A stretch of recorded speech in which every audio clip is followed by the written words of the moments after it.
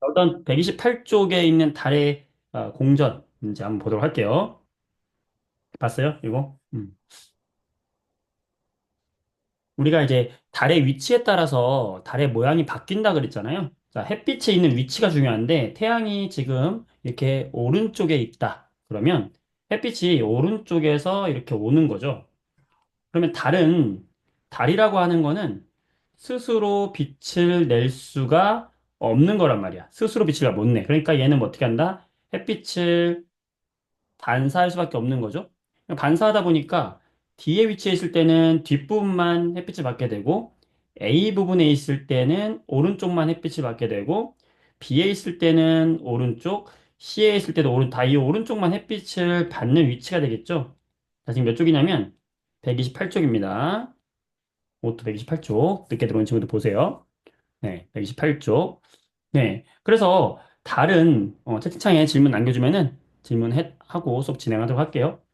스스로 빛을 못 내기 때문에 오른쪽만 반사되기 때문에 내가 지구에서 서서 D라는 달을 바라본다. 그럼 빛나는 면이 보이지가 않죠. 어떻게 돼?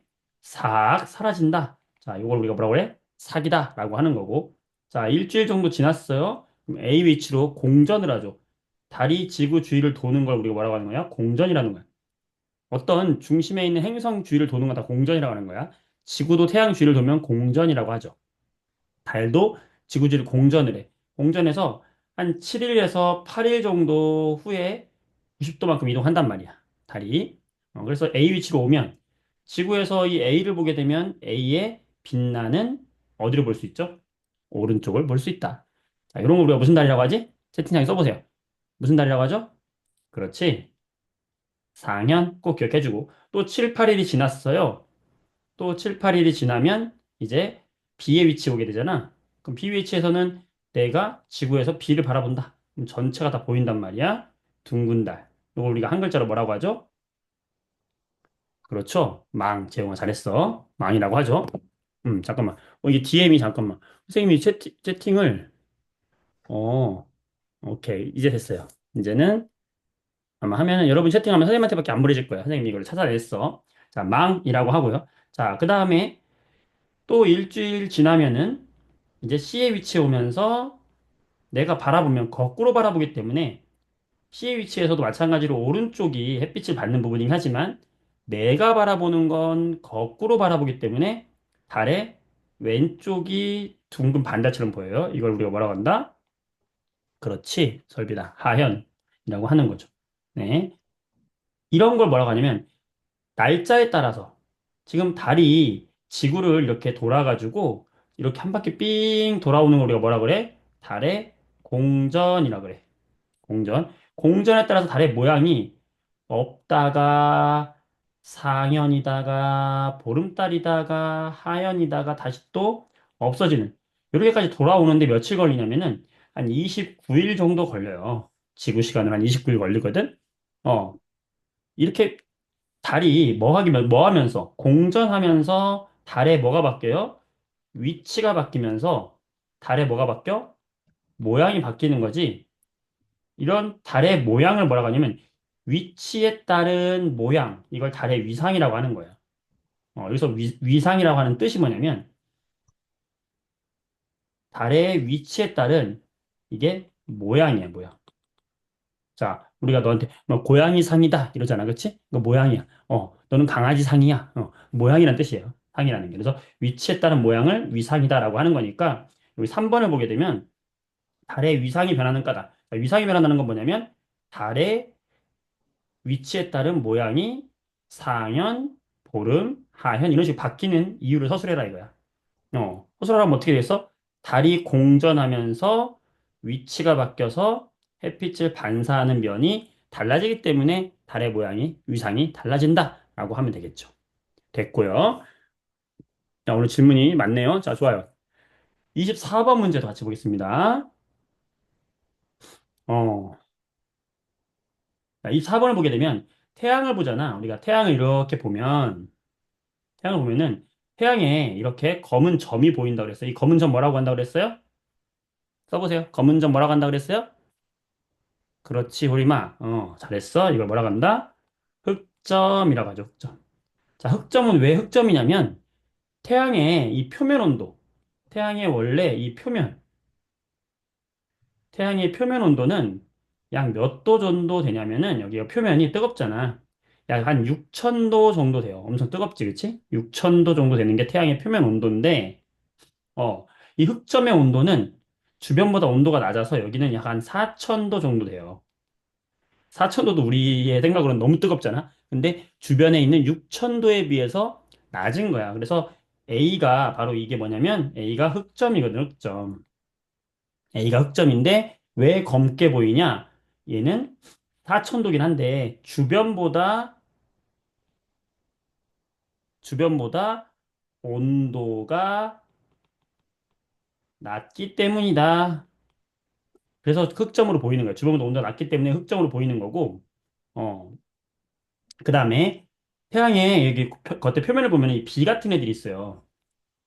마치 우리가 여러분들 쌀을 바닥에다 쫙 뿌리면은 이런 모양이란 말이야. 그래서 이걸 우리가 뭐라고 하냐면 태양의 표면에서 볼 수 있는 무늬, 쌀알 같은 무늬가 보인다. 그래서 쌀알무늬라고 하는 거야. 마치 쌀알처럼 생겼거든. 그렇지? 그럼 이게 왜 생기냐면 자글자글자글자글 왜 생기냐면 여러분들이 라면 끓여봤지?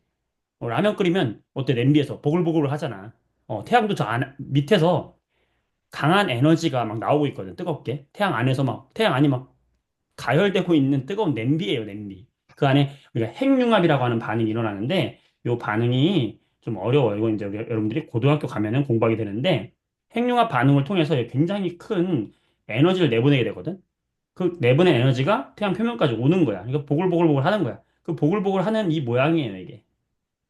그래서 이걸 뭐라고 하냐면 우리가 열이 뜨거워진 열이 위로 갔다가 식으면 아래로 떨어지고 이렇게 열이 순환하는 걸 우리가 뭐라고 하냐면 두 글자로 대류라고 해. 자, 대류 아는 사람? 네, 써보세요. 저 대류 뭔지 들어본 적 있는 것 같아요. 알아요? 그래. 이런 걸 대류라고 하잖아, 대류. 그치? 대류라고 합니다. 우리가 2학년 8단원에 가면 또 열에서 대류 또 배우거든. 이렇게 따뜻한 건 위로 가고 차가운 건 아래로 내는 걸 대류라고 해. 그러니까 태양의 표면에서도 이렇게 대류 현상이 이렇게 일어나는 거예요. 자글자글자글자글 하면서 쌀알물이 생기는 거니까 쌀알무늬 비가 생기는 원인을 써라. 그러면 이거는 어, 대류 현상 때문이다라고 하면 돼요. 대류 현상. 그리고 이 태양의 이 빛나는 표면을 뭐라고 하냐면은 광구라고 해요. 광구. 그래서 더 정확하게 쓰려면은 광구 아래에서 광구 아래에서 일어나는 대류 때문이다. 이런 말을 써주면 좋고요. 일단 대류란 말이 들어가면 되고요. 자, 이름을 써라. 흑점과 쌀할머니 되는 겁니다. 되겠죠? 잘했죠? 오케이. 자, 그 다음에 또 살펴보면 126쪽의 9번 보겠습니다. 126쪽의 9번. 자, 여러분들이 식물은 잘 하나 봐. 태양계를 잘 모르는 거지. 자, 9번 문제 보겠습니다. 126쪽의 9번 맞나요? 네. 달의 위상, 또 나왔죠. 달의 위상. 그러니까 여러분이 위상 나오면 어렵게 생각할 거 없이, 이런 달의 모양이다라고 생각하면 돼요. 모양. 음. 그럼 이게 왜 이렇게 생겼을까? 자, 이 달의 이름이 뭐예요? 이름 뭘까요? 상현이야, 하현이야? 이거 상현이야, 하현이야? 자, 왼쪽이 둥글어요. 자, 왼쪽이 둥글면 여러분 뭐라고 하냐면 하현이라고 하는 하현. 왼쪽이 둥근 달을 우리는 하현달이다라고 하는 거야. 음. 오른쪽이 둥근 달을 뭐라고 하는 거냐면 이거를 상현이라고 하는 거야. 상현하고 하현이 헷갈려요? 자, 이렇게 한번 생각해 볼까? 상현하고 하현 헷갈리는 사람은 이렇게 한번 생각해 봐. 음. 자, 오른쪽이 둥근 반달은 뭐라고? 상현. 자, 오른쪽이 둥근 반달은 상현. 왼쪽이 둥근 반달은 하현. 자, 여러분, 사람들 중에서 오른손잡이가 많아요? 왼손잡이가 많아요? 오른손잡이가 많지? 오른손잡이가 위에 있어요. 상현. 오른손잡이가 많다. 이렇게 생각하세요. 상현. 그러니까 오른쪽이 둥근 반달을 상현 위에 있다. 자, 왼쪽이 둥근 반달은 아래에 있다. 하현. 왼손잡이는 아래에 있다. 하현. 이렇게 생각을 한번 해보세요. 자, 그러면 상현과 하현이 언제 생기는지 알려면 공전의 위치를 같이 기억을 해줘야 되는데 여기 지구가 있으면 이 지구 주변을 달이 돌잖아. 아까 했던 그림 그대로 볼까요? 그때 옆에 오른쪽에 태양이 있어. 그럼 태양빛이 이렇게 올 때 달이 이 오른쪽 면만 햇빛을 받는다고 그랬잖아요. 방금 했듯이, 그쵸? 어. 그러면 A 위치에 있을 때는 지금 A 위치에 있을 때는 달의 모양이 보이지 않는다. 이걸 뭐라고 하냐면 사악이라고 하고요. 자, B 위치에 왔어요. 달의 오른쪽이 보입니다. 상현. 자, C 위치에 왔습니다. 보름달이 전체 보입니다. 왜냐면 우리가 전체를 보니까. 어, 망. 자, 그다음에 D 위치에 옵니다. 내가 거꾸로 보니까 왼쪽이 둥근 반달인 하현이 보이는 거고요. 자, 이렇게 돌아오는데 29일 걸린단 말이야. 29일 걸리면 음력 날짜로 따지면 여기가 A일 때가 며칠이냐면 음력 1일이 되는 거고 90도 갈 때마다 한 7, 8일씩 가는 거야. 그럼 상현 달은 언제냐면 음력 7에서 8일, 하현 달은 언제냐면 음력 15일. 자, 하현 달은 언제냐면 그래서 음력 22에서 23일이 되는 거예요. 음. 따라서 지금 우리는 뭘 본 거예요? 하현이니까 여기죠. 음력 22에서 30일. 자, 이렇게 보면 되는 거고, 자, 옳은 게 답이 3번인데, 자, 새벽 6시경에 남쪽 하늘에서 관찰된다. 자, 우리가 시간이라는 거, 지구에서의 시간이라는 거 계산하는 방법 지난 시간에 설명했었는데, 지구에서의 시간은 태양을 기준으로 결정이 된다 그랬단 말이야. 자, 내가 태양을 정면으로 바라보고 있을 때가, 지금 이 사람을 그린 때가 몇 시냐? 낮 12시라고 했고요. 90도 돌아서 내가 이렇게 B 위치를 바라보고 섰다? 그러면 16시간 지나야 되죠? 저녁 6시가 되는 거고, 또 내가 180도를 돌았어? 저 반대편을 봤어? 자정이 되는 거고, 또 6시간 지났어? 그럼 언제야? 새벽 6시간 됐어. 자, 태양을 기준으로 나의 위치에 따라서 내 시간이 정해진다 그랬어요. 그러면 D 위치에 있을 때가 새벽 6시고요. 즉, 하현 달은 내가 새벽 6시에 내 머리 꼭대기에 있단 말이야. 내 머리 앞을 우리는 남쪽이라고 항상 한다 그랬어. 따라서 새벽 6시에 남쪽 하늘에서 보이는 거예요. 이거 좀 어려운 부분인데 다시 잘 한번 생각해 보시고 일단 이 정도 하고요. 127쪽에 13번 문제 보겠습니다. 네.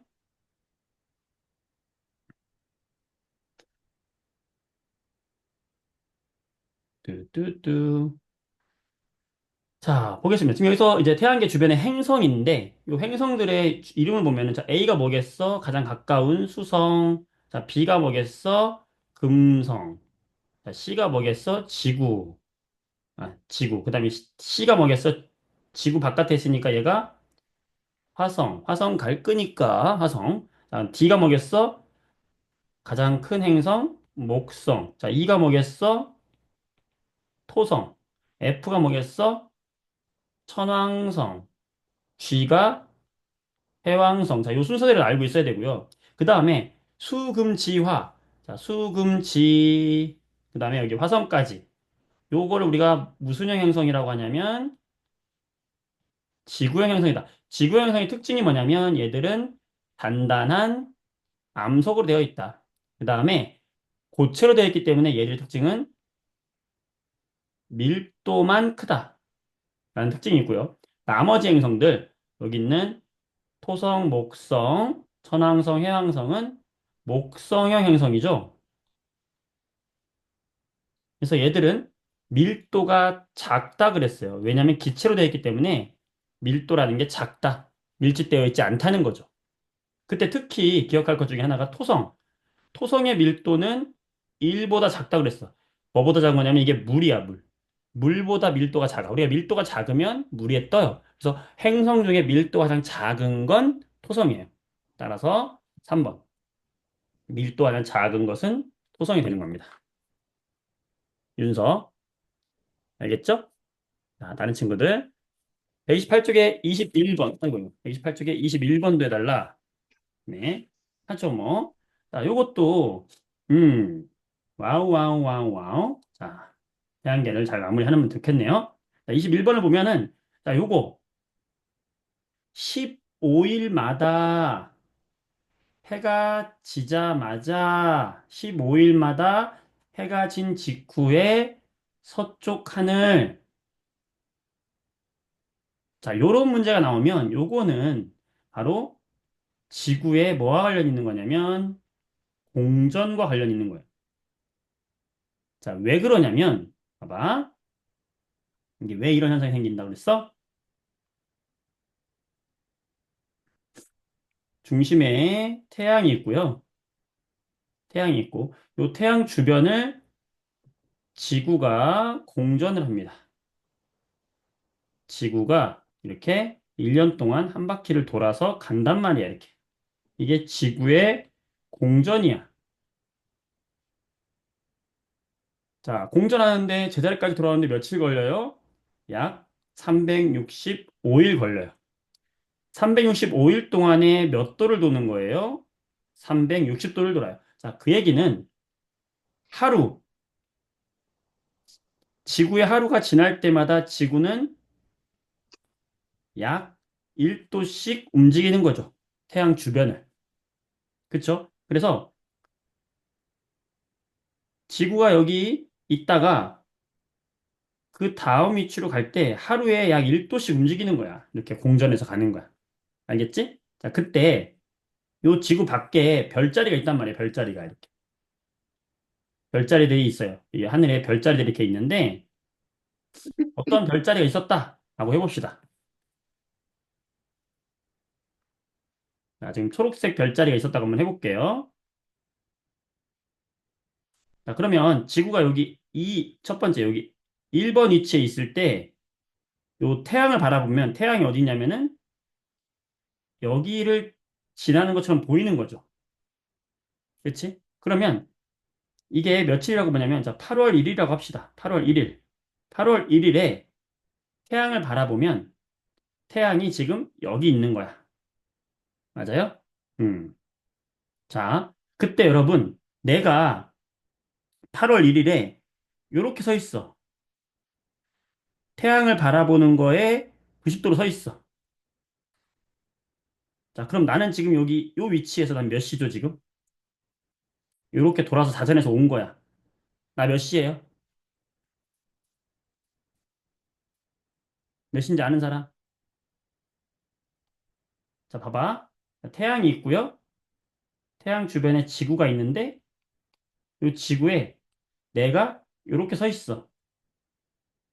이렇게 시계 반대 방향으로 이렇게 지구가 자전을 하는데 지구에 내가 이렇게 서 있어. 나 몇 시라고 했지? 낮 12시라고 그랬죠? 그랬다가 90도 돌아가면 저녁 6시라고 그랬고 또 90도 돌아가면 0시 자정이라고 했고 또 90도 돌아가면 아침 6시 새벽 6시라고 했잖아. 그죠? 그러면 태양을 내가 정면으로 바라보고 있는 거에서 90도 돌아갔어, 지금. 여기 서 있어, 내가. 그럼 나 몇 시야? 저녁 6시잖아. 자, 내가 태양을 바라보는 이 시점에서 90도 돌아서 여기로 왔어. 몇 시야? 저녁 6시야. 이해돼요? 이해 안 돼요? 어려워요? 봐봐. 여기 태양이 있는데, 태양 주변을 지구가 이렇게 공전을 한단 말이야, 공전. 공전하는데, 지구가 이 위치에 있을 때, 이 위치에 있을 때, 내가 태양을 정면을 바라보는 게 낮 12시잖아요. 낮 12시인데, 내가 6시간이 지나서 이렇게 서 있어. 그럼 난 몇 시냐면, 저녁 6시에. 지금 무슨 말이냐? 저녁 6시에 나의 위치가 어디냐는 거야. 여기죠? 저녁 6시에 나의 위치는 여기잖아. 맞죠? 자, 그때 여러분들, 내가 바라보는 정면을 우리는 항상 무슨 쪽으로 본다? 남쪽이라고 봤을 때, 나의 오른쪽은 무슨 쪽이라고 했어? 이거 기억하자 그랬지? 내가 제주도를 바라보고 있어. 그럼 나의 오른쪽 무슨 쪽이야? 서쪽이라고 그랬죠? 중요하다 그랬어. 자, 봐봐. 저녁 6시에 내가 바라보는 쪽이 무슨 쪽이야? 남쪽이에요. 그러면 나의 왼쪽은 이쪽이 되는 건데, 나의 왼쪽은 무슨 쪽이 되는 거야? 서쪽이 되는 거야. 그럼 무슨 말이냐면, 이 위치에 있을 때 저녁 6시에 태양이 서쪽 하늘에 지금 지고 있는 상황인 거예요, 지금. 자, 저녁 6시에 태양이 서쪽으로 지고 있어. 서쪽으로 지금 지고 있을 때, 태양이 지고 있을 때, 이 별자리가 태양보다 이만큼 떨어져서 서쪽 하늘에서 나한테 보이겠죠? 요 부분을, 요 부분을 떼다가 내가 그림으로 내가 보는 입장으로 내 관점에서 그림을 그리면 어떤 그림이 되냐면, 여기 부분을 내 관점에서 보면은 어떤 그림이 되냐면, 내가 지금 이렇게 서 있는데, 내 정면은 남쪽이고요. 내 오른쪽은 서쪽 하늘인데, 이 서쪽 하늘로 지금 해가 지고 있을 때, 여기 서쪽 하늘에 저 별자리가 이렇게 보이겠죠? 자, 요 시점과 요 시점이 지금 같은 거예요. 자, 요거 이해되는 사람만 네 써보세요. 이해될까요? 이게 이해돼야 돼. 그러니까 내가 서쪽 하늘을 바라보면, 좋아, 잘하고 있어. 찬규, 좋아. 자, 내가 서쪽 하늘을 바라보면, 지금 저렇게 별자리가 보인단 말이야. 자, 요 시점이 지금, 자, 요 시점 잘 기억하세요. 요 시점이 지금 뭐냐면, 문제에서 이거예요, 이거. 이 가란 말이야, 가. 이 가라고. 무슨 말이냐면, 지금 내가 어떻게 서 있는 거냐면, 이렇게 서 있고, 내가 여기 서 있는 거야. 내가 지금 남쪽 하늘을 바라보고 있고, 내가 지금 이쪽 서쪽 하늘. 서쪽 하늘을 바라봤을 때, 태양이 지금 이 아래로 지금 지고 있는 거야. 그때 여기에 별자리가 이렇게 있는 거예요. 이해됨? 지금 이 입장이야. 어. 그랬을 때, 자, 이 상태에서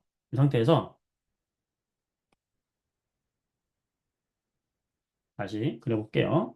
자, 이걸 이해했다면 이제 뭐냐면 이거야. 어려울 게 없어요, 여러분들. 이해를 해. 과학은 암기가 아니라 이해의 과목이다. 내가 지금 지구가 여기 있어. 지구가 여기 있을 때 내가 태양을 바라보면 태양은 어디 있는 것처럼 보이냐면 여기 있는 것처럼 보이고 그때 어떤 별자리가 요 태양 앞에 떠 있는 거예요. 그래서 내가 서쪽 하늘에 태양이 지기 시작하는 저녁 6시에 서쪽 하늘을 보면 태양이 지고 있고 그 위로 요 별자리가 보이는 거예요. 그런데 내가 하루 공전을 하니까 오른쪽으로 조금씩 이동한단 말이야. 그럼 내 위치가 조금 이동했어요.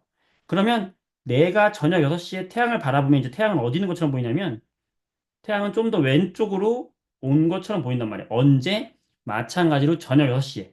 내가 서 있는 입장에서 저녁 6시에 태양은 점점 어떻게 되는 거냐? 하루 이 별자리 쪽으로 태양이 계속 이동하는 거죠. 그러니까 별자리와 태양이 점점 가까워진다는 얘기예요. 그 그림이 요거야. 15일 간격으로 해가 진 지구 서쪽 하늘을 봤을 때, 자, 이런 문제 나오잖아요? 그럼 이거는 태양의 줄을 긋고, 뭐, 줄을 아무렇게 그려도 돼. 뭐, 여러분들이 좀 선생님, 이렇게 그리면 안 돼? 이렇게 그려, 그러면. 자, 이것과 요 별자리 끝을 그려보세요. 나에서 지금 이 별자리와 태양까지의 거리를 나타내봐. 그 다음, 가에서 태양과 별자리 끝까지의 거리를 나타내봐. 다에서 태양과 별자리 이미 안에 들어왔잖아, 그지? 끝에 별자리는 뭐 거의 겹치겠지, 그지? 여기 있겠지. 오히려 아래로 내려갔겠네, 그지? 자, 나타내봐. 그러면 시기적으로 별자리와 태양이 가장 먼 것부터 가까워지는 쪽으로 진행한다는 걸 알 수 있어. 뭐 때문에? 지구의 공전 때문에. 따라서 시기적으로 보면 이게 나가 가장 먼저 있었던 시간이고요. 그 다음에 가가 15일 뒤고 다는 또 그 15일 뒤란 말이죠. 이렇게 우리가 쓸 수 있다. 왜? 공전하기 때문에 위치가 바뀐다는 거죠. 이해가 됐기를 바래요. 됐고요. 잘했어요. 128쪽에 24번 했고, 126쪽에 9번 했고, 다 한 것 같아. 그치? 128쪽에 23번에, 23번에, 자, 23번에, 128쪽에 23번에, 여기 2번, 두 집단으로, 어, 구별할 수 있는 물리적 특성. 자, 물리적인 특성이라는 건 뭐냐면, 크기, 질량, 밀도, 이런 게 물리적인 특성이라 하는 거야. 어. 그래서 우리가 수성, 금성, 지구, 화성은 크게 작다 그랬고, 목성, 토성, 천왕성, 해왕성 크기가 크다 그랬잖아. 따라서 두 가지만 비교해라 그러면 우리가 어, 지구형 행성은 조그맣잖아. 목성형 행성은 크잖아. 그래서 지구형 행성은 크기 작아요. 질량도 작아요. 목성은 크기 커요. 질량도 커요. 하지만 밀도만 반대다. 밀도는 밀집된 정도는 고체 행성이 크고 목성형 기체 행성은 작다. 요거 쓰면 되는 거고. 지구형 행성과 목성형 행성이 되겠죠. 네, 24번에 3번 아까 설명했고요. 자, 여기까지 해서 우리가 정리하겠습니다. 되시겠죠? 됐나요, 이제? 자, 이제 넘어갑니다. 자, 그럼 4단원은 광합성은 질문이 없었네. 광합성은 쉬웠나 봐. 그랬어요. 네. 자, 광합성 복습 하나만 해볼 텐데, 요거 한번 볼게요. 자, 화면을 보세요. 첫 번째 문제 나갑니다. 자, 여러분들의 시간이에요. 자, 채팅할 준비 됐나요? 네.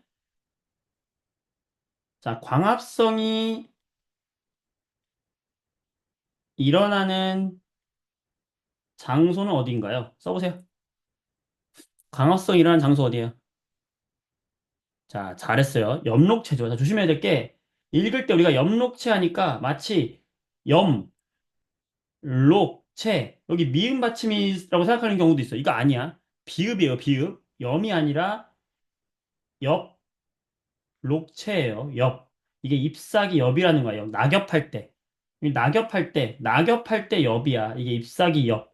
낙엽이 뭐야? 떨어지는 잎사귀를 낙엽이라고 하는 거야. 낙하한다. 낙하. 낙하하는 잎사귀, 잎을 엽이라고 하는 거야.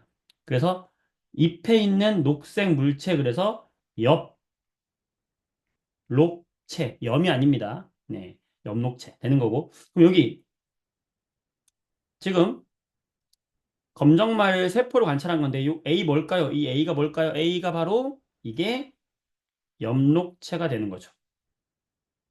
엽록체 되는 거고, 우리가 얘를 탈색을 시켰어요. 자, 탈색시킬 때 썼던 용액 어디다 담갔었죠? 기억나는 사람? 자, 엽록체를 탈색시켰던 용액이 뭘까요? 액체. 탈색시키는 거. 탈색이라는 거는 이렇게 초록색에서 흰색으로 만든 거야. 아이오디나 칼륨이 아니고, 탈색시키는 건 BTB 아니고, 색깔을 빼는 거야. 자, 색깔 빼는 건 탄산수소 아니고, 아이오딘 아니고, 네, 에탄올이에요. 여러분들 소독약의 성분, 그 에탄올에다 넣고 끓이면 이 녹색이 사라지는 거야. 알겠어? 중요합니다. 탈색시키는 게 뭐라고요? 에탄올. 자, 탈색시키면 이렇게 나처럼 된단 말이야. 그죠? 자, 그랬다가 우리가 여기다가 탈색시킨 다음에 여기에 이제 뭘 떨어뜨리냐면 아이오딘,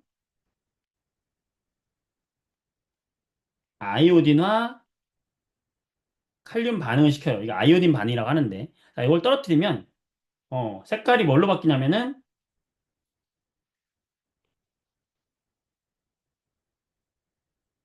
청람색으로 바뀌어요.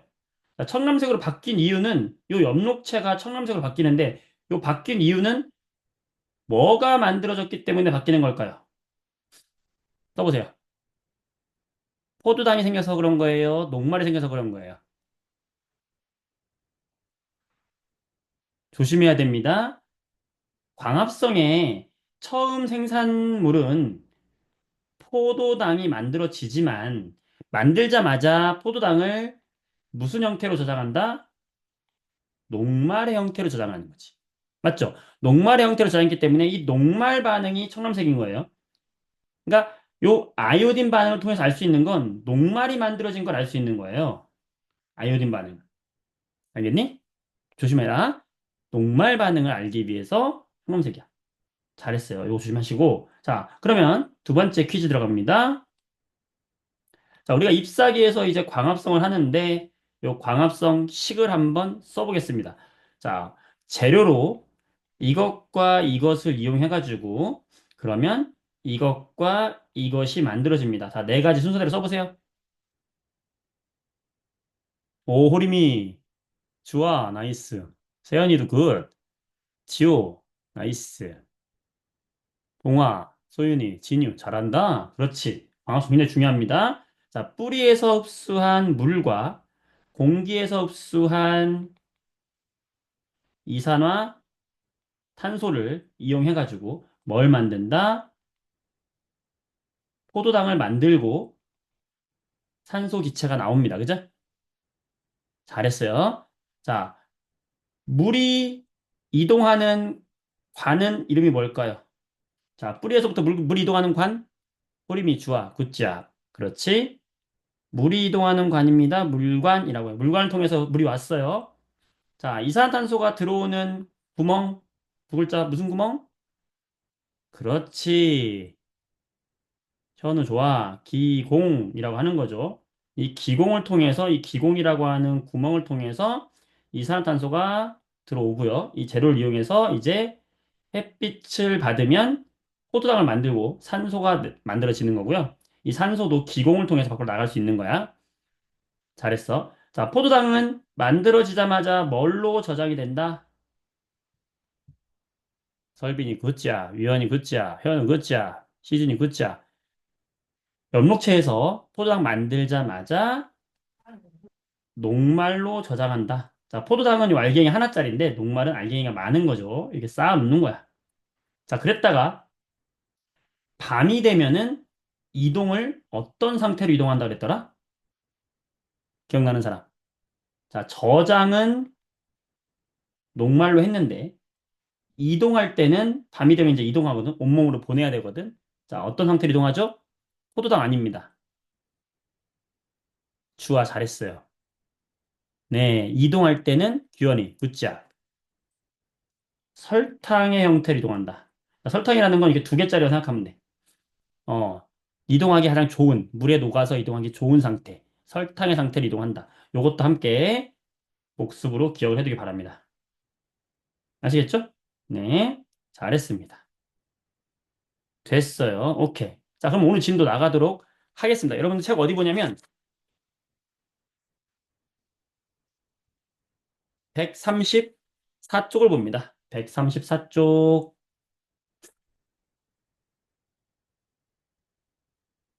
증산작용이라는 게 나오지? 자, 증산작용이라는 게 나오는데,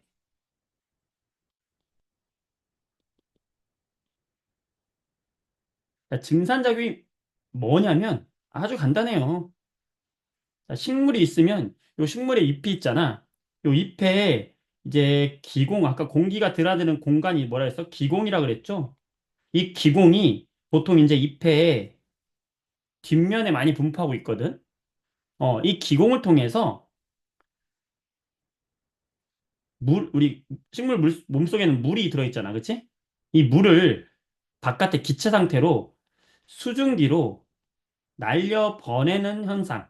이렇게 수증기로 날려 보내는 현상.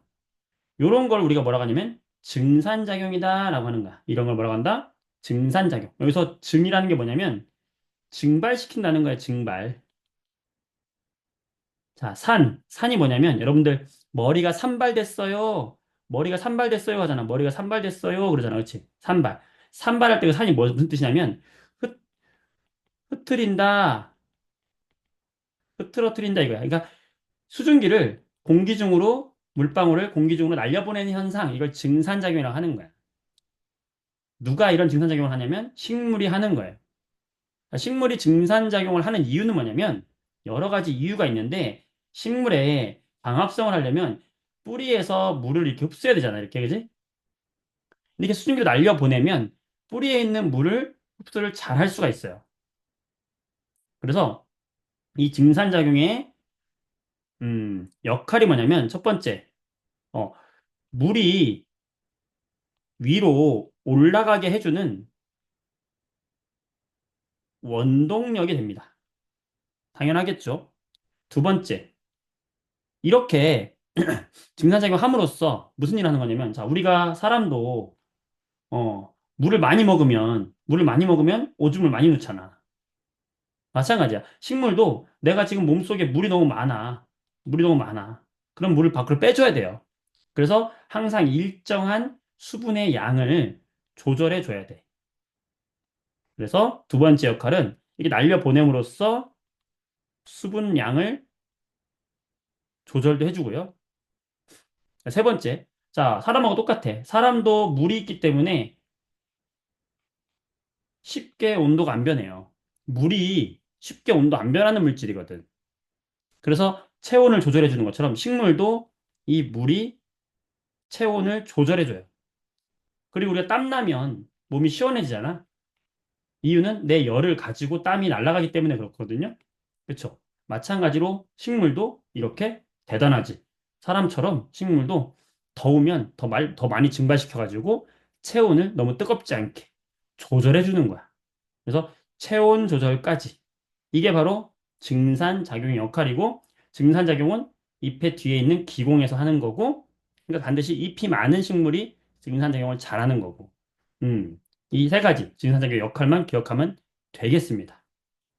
어려운 게 없어요, 하나도. 자, 그 다음에 이 증산작용 실험이 있는데, 어떤 실험이냐면, 이런 실험이거든. 이제 여러분 그 책에 아까 거기에 134쪽 중간에 있는 실험이 이제 이 실험인데요. 식물을 이렇게 준비를 해. 준비한 다음에 이제 하나는 식물을 그냥 그대로 준비하고 또 다른 하나는 비닐봉지를 씌우고요. 하나는 잎사귀를 다 없앴어. 잔인하지? 그랬을 때 물에다 담궈주는 거야. 그러면 이 물이 어떻게 되겠어? 이 식물의 잎에서 뭐가 되겠어? 증산작용을 통해서 빠져나가겠죠? 빠져나가면 원래 있던 요 물의 양에서 어떻게 되겠어? 물의 양이 많이 줄어들겠죠? 이렇게? 증산작용이 잘 일어날수록 물이 많이 줄어들겠지. 그쵸? 간은 증산작용이 아주 잘 일어나죠. 날씨만 좋다면. 나는 여기다 비닐을 씌워줬단 말이야. 그럼 이제 어떻게 되냐면 증산작용에서 날아갔던 애들이 멀리 못 가고 요 비닐에 다 묶여 있잖아요. 그러니까 여러분들 비 오는 날 생각하면 돼. 비 오면은 습도가 높아지잖아요. 그럼 비 오는 날 빨래가 잘 안 마르지? 왜? 습도가 높으면 이미 수증기가 자리를 다 차지하고 있어. 그러면 이 잎사귀에 있는 애가 수증기로 날아갈 수 있는 공간이 다 찬 거야. 그럼 더 이상 안 날아가는 거죠. 그래서 가보다는 얘가 처음보다 물의 양이 약간 줄어들긴 줄어들지만 줄어들다 말아요. 왜? 바깥쪽이 너무 습도가 높기 때문에. 다는 잎사귀가 없잖아. 그럼 증산작용도 일어나지 않아요. 그래서 다는 거의 줄어들지 않아. 이거 알아보기 위한 실험이고 여기다가 보면 식용유라는 거를 물 위에다가 이렇게 놓거든. 자, 요게 위에 역할이 중요한데 식용유를 왜 놨냐면 우리는 지금 알고 싶은 게 잎에서 식물의 잎에서 증산작용이 일어나는 걸 알고 싶은 거예요. 그런데 식용유로 덮어놓지 않으면 이 물이 여기서 밑에서도 나갈 수도 있잖아. 그치? 그러니까 실험이 정확하지 않으니까 물의 증발하는 걸 막아주기 위해서 식용유, 물 자체 증발, 막아주기 위해서 식용유를 덮는다. 될까요? 어려운 게 있어 없어? 없죠? 규환아, 쉽지? 도율아, 소윤아, 쉽죠? 오케이. 잘했어. 자, 그러면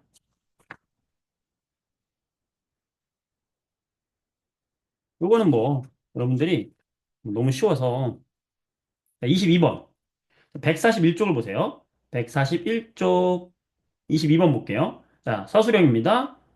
봤어요? 141쪽 봤니? 세연이 봤니? 자, 가와 나에 대해 같은 양의 물을 넣고 오른쪽 그림과 장치했대. 햇빛이 났대요. 지금 뭐 알아보기 위한 실험이야, 이거? 그렇지. 증산작용을 누가 잘 일어나는가 알아보기 쉬운 거죠. 자, 누가 잘 일어나요? 나가 잘 일어나겠어? 가가 잘 일어나겠어? 여러분, 써보세요. 증산작용 누가 잘 일어나겠어? 당연히, 그렇죠, 우리 나가 잘 일어나죠. 재용이, 세영이 잘했어요. 나가 왜 잘 일어나요? 잎사귀가 있으니까, 그지? 음. 자, 1번 나왔다, 그치? 식용유 떨어뜨리는 이유가 뭐라고요? 식용유 떨어뜨리는 이유는 물의 증발을 막기 위해서. 정확히 말하면 요거 이름 뭐냐면 눈금 실린더라고 그래. 눈금 실린더 속에 물의 증발을 막기 위해서라고 하면 되겠고요. 자, 시간이 지난 후 높이가 낮아진 곳에 기호를 써라. 나가 되겠죠? 자, 그 이유를 써라. 증산작용이 활발했다 하면 되죠. 음. 잎에서 증산작용이 활발하게 일어난다. 요 말이 들어가면 되는 거야. 호리미, 지호 아주 참여율 좋아요. 훌륭합니다. 잘했어요. 됐고, 음. 자, 그럼 이 증산작용이 일어나는 장소에 대한 이야기를 할 텐데 상당히 재밌어.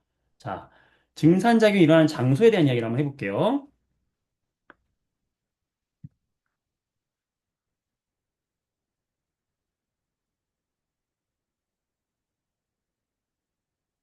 여러분들은 거기 어디 페이지 보냐면 134쪽의 책을 같이 보면 되겠어요. 여러분들은 134쪽을 보면서 필기를 하시면 되겠고, 선생님 화면을 봐도 돼요. 자, 증산작용이 일어나는 장소는 아까 어디라고 했냐면, 잎에 있는 공기 구멍이라고 그래서 기공. 자, 그 기공을 확대해 보면은, 이렇게 생겼어요. 이 기공이 뭐냐면 여기 C, 여기 공기 구멍. 이게 바로 기공이에요.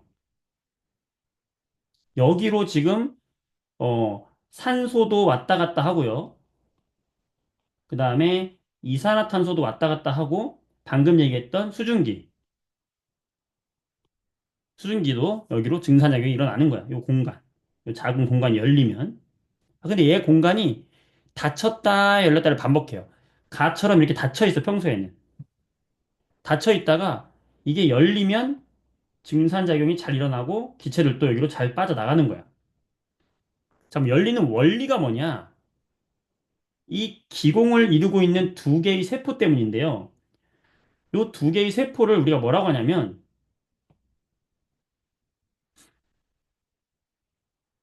여기 왼쪽에 있는 요거 있죠. 여기 이렇게 콩처럼 생긴 거 이게. 얘와 오른쪽에 있는 얘. 이 두 개가 붙어서 만들어졌거든, 기공이. 요걸 뭐라고 하냐면 공변 세포라고 해. 둘 다 공변 세포라고 그래. 여기서 공이라는 게 뭐냐면 함께라는 뜻이 함께. 자, 공동체 할 때 공이에요. 공동체. 자, 변이라고 하는 건 맞닿고 있는 면을 말하는 거야, 면. 그러니까 함께 맞닿아 있는 세포다. 그래서 공변 세포인 거야. 변을 맞대고 있다는 거야. 함께 변을 맞대고 있는 세포, 공변세포 두 개가, 그러니까 공변세포 두 개가 하나의 기공을 만들고 있는 거예요. 이 공변세포가 있기 때문에 기공이 열려. 자, 여기서 요 보라색 있죠? 요 보라색이 바로 얘가 누구냐면 핵이야, 핵. 세포 핵이 있어요. 이 공변세포에도 핵이 있고, 그 다음에 공변세포의 특이한 게 뭐냐면 여기 자글자글하게 초록색 있죠? 바로 얘가 뭐냐면 공변세포에 있는 엽록체야. 이 엽록체가 되게 중요한 역할을 하는 거야. 공변세포에는 이 엽록체가 있어. 자, 여러분, 엽록체가 있으면 얘가 뭘 하냐면 햇빛이 들면 우리가 공부했듯이 광합성을 한단 말이에요. 자, 광합성을 하면은 뭐가 만들어진다? 녹말이 만들어진다. 그럼 만들어진 녹말이 이 공변세포 내부에 막 쌓이는 거야, 녹말이. 그지? 녹말이 자글자글자글 쌓여, 이렇게. 자, 여러분들이 밥을 먹었는데 너무 짜게 먹었어. 그래서 여러분 내부에 우리 세포 안에 소금기가 많이 들어갔어. 그럼 여러분들 물 많이 먹죠. 자연스럽게 우리 세포는 짜게 먹으면 물을 먹게끔 되어 있어요. 요런 걸 뭐라고 하냐면 삼투라고 해. 좀 어려운 얘기죠. 삼투. 삼투라고 하는 건 뭐냐면 물이 이동하는 거야. 더 짠 쪽으로 이동한 거야. 자, 잘 들어봐, 여기서부터. 이 공변세포 내부에서 광합성을 통해서 여기서 막 만들어지잖아? 그럼 이 광합성을 통해서 만들어진 포도당 때문에 공변세포 내부가 농도가 높아진 거예요. 한마디로 말하면 짜게 먹은 거야. 뭐가 많이 만들어진 거야. 만들어졌으면 주변에서 이 농도를 낮춰주기 위해서 루아, 어우, 잘하고 있어, 삼투. 낮추기 위해서 물이 이동합니다. 그럼 물이 어떻게 이동하냐?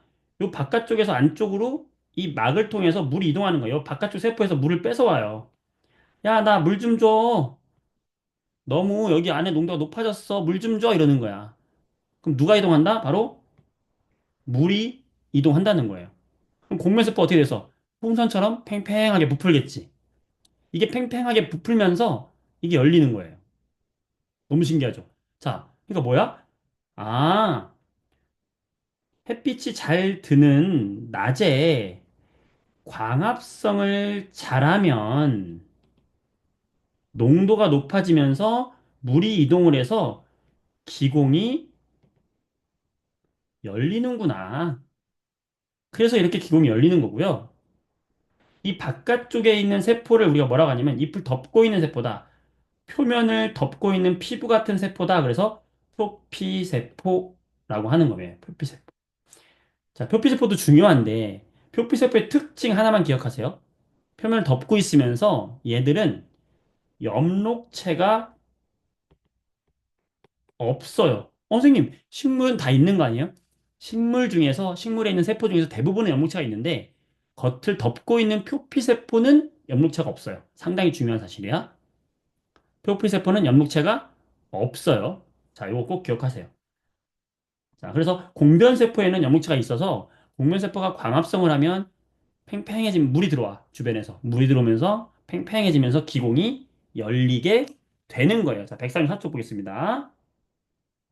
정리해 볼게요. 정리. 자, 증산작용, 뭐다? 식물체 속에 물이 수증기로 변해서 기공을 통해서 빠져나가는 현상을 우리는 증산작용이다. 자, 증산작용 역할, 물 상승의 원동력이면서 수분량을 조절해주고 체온을 조절해준다.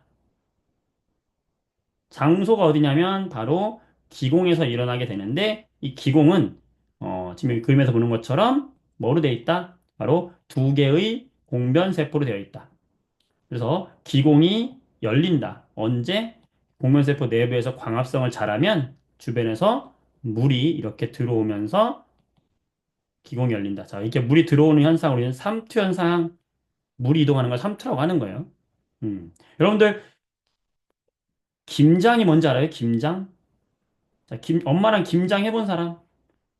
김장 해본 사람 없지? 있어요? 진짜 김장 같이 해본 사람? 손 들어봐. 집에서 김장 해본 사람. 요즘 김장 잘 안 하잖아. 자, 오, 세연이 김장 해봤어? 와우. 자, 김장할 때, 김장 하루 전에 하는 일이 있어요. 뭐 하냐면은 배추를 사잖아. 그럼 배추를 사가지고 어떻게 하냐면 이 배추를 담아놔요. 이렇게 큰 통에다가 배추를 막 담아. 김장하려면 배추김치 만들어야 될 거 아니야. 그럼 배추를 담아. 근데 배추가 원래 아주 처음 사면 아주 탱글탱글 하잖아. 아주 애들이 막 살이 이 배춧잎이 탱탱하단 말이야 아주. 그치? 우리가 먹는 김치랑 색깔 이렇게 모양이 다르잖아요. 우리가 먹는 김치는 어때? 굉장히 쭈글쭈글 하잖아. 그걸 우리가 뭐라고 하냐면 숨이 죽었다고 표현하거든. 좀 표현이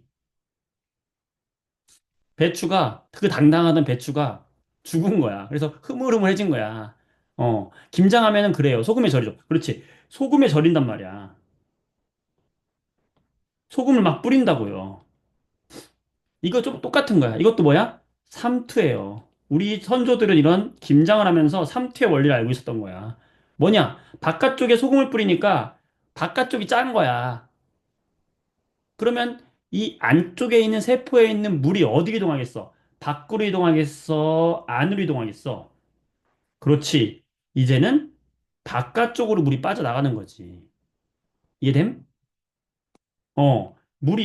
이제 물이 배추 세포에서 물이 바깥쪽으로 빠져나가니까 얘들이 이제 흐물흐물해지는 거야. 이게 흐물흐물해지면서 배추가 이제 아주 이 숨이 죽어버려요. 여기다가 이제 양념을 묻혀가지고 맛있는 김장 김치를 하는 거예요. 소금에 절이는 이유 알겠어? 음.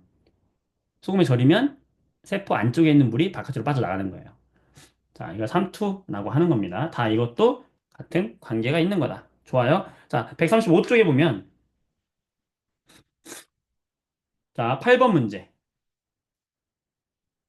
A와 B의 이름을 써보세요. 순서대로. 자, A하고 B 이름 써봐. A는 뭐고 B는 뭐예요? 순서대로.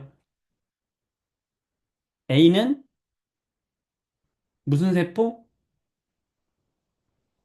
그렇지, 유연아. 우리마. 좋아요. 잘했어요. A는 무슨 세포? 여러분, 무슨 세포? 공변 세포 도유라 승태가 그지? 자, B는요? 기공. 규빈아, 그치? 잘했어. 정진이, 알겠어요? 네, 좋아요. 써주면 되겠고.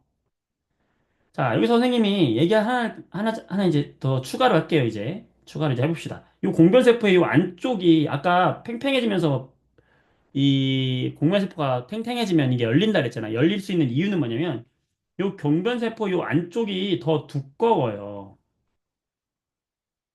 자, 여러분들 안쪽이 두꺼우면 안쪽은 잘 팽창하지 못해. 그쵸? 팽창을 조금밖에 못해. 근데 바깥쪽은 팽창을 잘해. 그러니까 얘가 바깥쪽으로 이렇게 열리는 거예요. 어떻게? 안쪽이 더 두꺼워요, 세포가. 그래서 여기 8번에 보게 되면은 A는 공면세포는 안쪽이 더 두꺼워요. 그리고 옆록체가 있어서 초록색을 띈다. 그 다음에 기공은 주로 언제 열리겠어? 광합성을 하는 낮에 열리고 얘가 열렸을 때 증산이 활발하게 일어나겠지. 야, 어려운 게 없잖아. 그지? 너무 쉽다, 그죠? 잘했어. 좋아요. 어. 자, 142쪽을 보겠습니다. 오늘 질문을 많이 받아가지고 조금, 어, 하나를 더 확인해야 돼. 여기까지 마무리 한번 해볼게요. 일단 다음 시간에 질문을 좀 받더라도. 아, 힘내요. 좀만 힘냅시다. 자, 142쪽을 보세요. 식물의 호흡. 142쪽을 보세요. 이거 하나만 더 할게요. 식물도 호흡이라는 걸 해요. 자, 과학에서 말하는 호흡은요, 두 가지를 말해. 자, 우리가 흔히 얘기하는 밖에서 말하는 호흡. 야, 너 호흡해, 호흡해. 인공호흡. 숨 쉰다는 거지. 숨을 쉰다는 호흡도 있지만, 과학에서 말하는 호흡은 요 숨 쉰다는 호흡보다는 어떤 호흡을 말하는 거냐면, 에너지를 만드는 걸 우리가 다 호흡이라고 합니다. 우리가 밥을 먹고 사는 이유가 뭐라고 그랬어? 에너지를 만들기 위해서 했던 거 기억나죠? 우리가 이 세포가 있으면 세포에는 이런 공장이 있어요. 이 공장의 이름이 뭐였냐면은 미토콘드리아야. 우리가 밥을 먹으면 포도당이 만들어지고요. 이 포도당을 세포 내부로 집어 넣어줍니다. 또는 광합성을 하면 포도당이 만들어지고 식물도 이 포도당을 넣어주는 거야. 그러니까 사람이나 식물이나 우리는 밥을 먹어서 포도당 만들지만 식물은 광합성을 통해서 포도당 만들어. 그 만든 포도당을 세포에 넣어줘. 그러면 이 포도당을 이용해서 이 미토콘드리아가 바로 에너지라는 걸 만들어내고 이 에너지로 바로 각종 생명 활동을 하는 거예요. 생명을 유지하는 거야. 동물도 식물도 마찬가지야. 이걸 미토콘드리아가 하는 호흡이야. 그러면 호흡의 과정은 뭐냐? 우리가 광합성 과정이 뭐였냐면 물과 이산화탄소만 있으면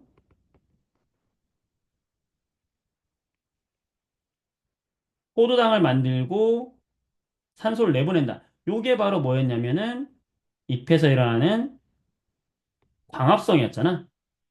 호흡은요, 요 광합성에 완전히 거꾸로 반대라고 생각하면 돼요.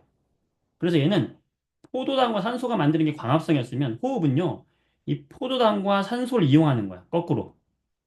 만들어진 포도당과 산소가 있으면 이걸 가지고 저 미토콘드리아에서 에너지를 만들어내고 그때 부산물로 나오는 게 거꾸로 물과 이산탄소예요. 자, 이게 뭐다? 호흡이다.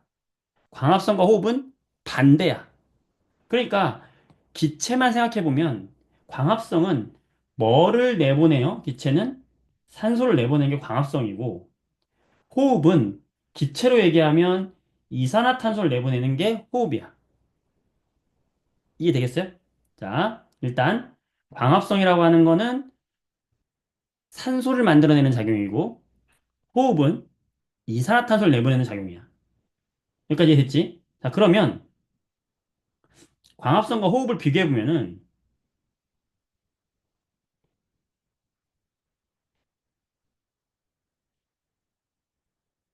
광합성은 어디서 일어나냐면 염록체가 있는 세포에서 일어나요. 아까 표피세포 같은 경우 염록체가 없다 그랬지. 그러니까 광합성은 염록체가 있어야지만 일어나. 그러다 보니까 빛도 있어야 되니까 광합성은 낮에만 일어나요. 근데 호흡은 미토콘드리아가 있는 세포에서 일어나는데 미토콘드리아는 모든 세포에 다 있어요. 그래서 호흡은 모든 세포에서 다 일어나요. 그리고 이 호흡작용은 빛이 있을 때만 일어나는 게 아니라 얘는 항상 낮이나 밤이나 항상 호흡은 일어나고 있어요. 자, 이 두 가지 차이점 꼭 기억하자. 자, 광합성은 연목체가 있는 세포에서만 일어나고 낮에만 일어나. 근데 호흡은 항상 일어나. 그리고 모든 세포에서 일어나요. 예를 들어서 낮이다. 낮에 식물이 있다. 라고 해볼게. 그럼 낮에는 광합성을 하겠지. 그러니까 낮에는 기체만 보면 어떤 기체를 흡수하고 이산화탄소를 흡수해서 광합성을 할 거니까 우리가 광합성을 잘하니까 낮에는 광합성을 잘하니까 무슨 기체를 만들어내겠어?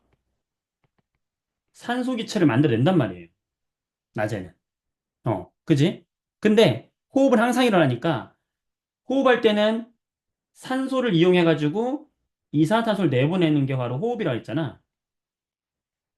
이 호흡은 항상 하는 거야. 근데 이산화탄소에서 만들어진 이 산소의 양이 많으면 그 남은 만들어진 산소를 호흡에 이용할 수가 있는 거예요.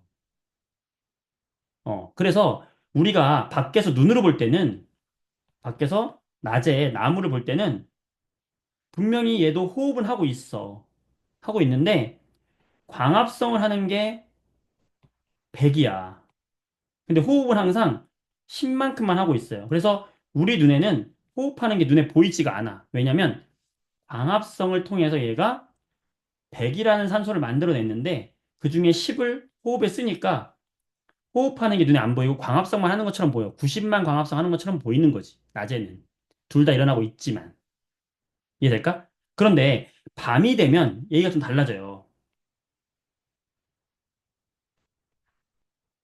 밤이 되면 광합성을 못해. 그치? 광합성을 못하니까 얘는 뭐만 하냐면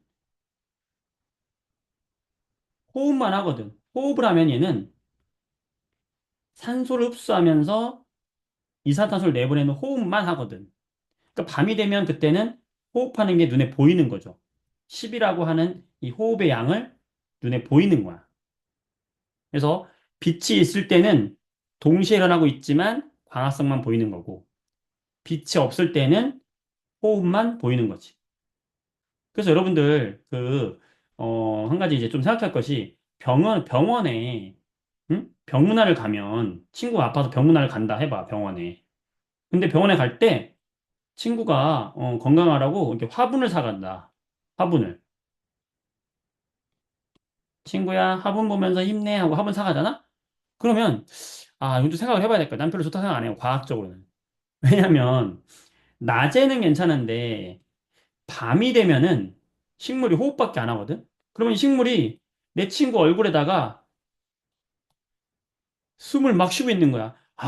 하면서 죽어라. 어? 그러니까 밤이 되면 문제죠. 밤이 되면 광합성을 못하고 호흡만 하게 되니까, 어. 그러니까 산에 가도 광합성 못해, 밤에는. 그치? 그래서 호흡은 항상 일어나고 있고, 광합성은 낮에만 일어난다. 자, 요것만 체크하면 되겠어요. 자, 그래서 3번 문제, 오른쪽 143쪽에 3번 문제 보면 요것만 하고 끝낼게요. 자, 광합성과 호흡. 몇 쪽이냐? 143쪽을 보세요. 자, 3번의 별표. 네. 자, 일어나는 거. 광합성은 어디서 일어난다고요? 엽록체가 있는 세포에서 일어나고 빛이 있을 때만 일어나죠. 호흡은 모든 세포에서 일어나고 항상 일어나죠. 요게 제일 중요한 포인트고요. 자, 그럼 광합성은 어떤 기체를 흡수한다? 이산화탄소를 흡수하고 산소를 방출하죠. 잘했고요. 호흡은요, 산소를 흡수하고 이산화탄소를 내보내는 거죠. 그래서 광합성은 양분, 포도당을 합성하는 거기 때문에 광합성은 양분을 합성한다라고 하는 거고, 호흡은 에너지를 만들려면 거꾸로 가는 거기 때문에 이 양분을 분해하면서 에너지를 만들어내는 거야. 그래서 광합성은 그 양분에다가 우리가 미안해. 에너지를 저장해 둔다고 표현하고요. 호흡은 그 만든 에너지를 방출해서 살아간다. 그 과정이 바로 호흡이다. 요 과정 두 개의 표, 요것만 잘 기억해 주기 바랍니다. 되겠어요? 자, 4번. 미안해. 요거 하나만 더 할게. 자, 낮과 밤에 일어나는 기체 교환이다. 자, 낮에는 광합성 호흡 둘 다 일어난다고 했는데 광합성이 잘 일어난다고 그랬어요. 밤에는 호흡만 일어난다고 그랬어요. 자, A라는 기체가 들어와서 B라는 기체를 내보내. 자, A는 뭐고 B는 뭘까요? 현우야. 세연이. 그렇지. A는 광합성이니까 이산화탄소 흡수해서 B는 산소 내보내는 거고. 자, C하고 D는 뭘까요? 호흡은 반대죠. 호흡은 지금 D를 흡수했네. 그럼 호흡은 산소를 흡수해서 이산화탄소를 내보내는 거죠. 어려울 게 없다. 자, 미안해. 자, 5번. 사랑해요. 여러분, 사랑합니다. 선생님, 여러분, 사랑해요. 자, 5번. 광합성으로 만들어진 양분의 이동. 자, 아까 양분 어떻게 이동해야 되지? 광합성으로 만들어진 포도당은 뭐로 저장한다고 그랬죠? 그렇죠. 녹말로 저장했다가 물에 잘 녹는 뭐로 바뀌어서 밤에 이동한다? 설탕으로 바뀌어서 밤에 어디를 통해 이동하냐면 양분이 이동하는 통로를 우리는 체관이라고 하는 거예요. 체관. 잘했습니다. 여러분들, 와우. 오늘 굉장히 질문도 많았고, 태양계도 정리가 잘 됐길